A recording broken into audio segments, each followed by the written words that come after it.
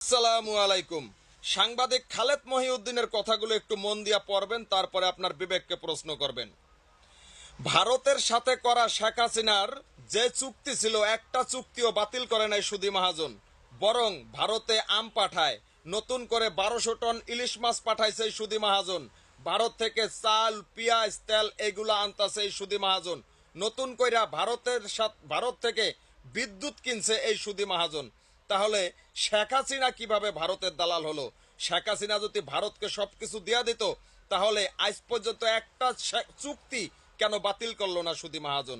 শেখ হাসিনাকে সরানোর জন্য এই জামাত, বিএনপি আর এই নব্য রাজাকার এই সুধী ইউনুস সাজানো একটা গুজব রটাইছে এই শেখ হাসিনার নামে। তো বাংলাদেশের জনগণ, আপনাদেরকে বলি, 1 বছরে দেখতে পারছেন এই দেশটার ভিতরে কিরকম লুটপাট, অত্যাচার, জ্বালাও পোড়াও, দখলদারি করছে এই জামাত, শিবির, বিএনপি।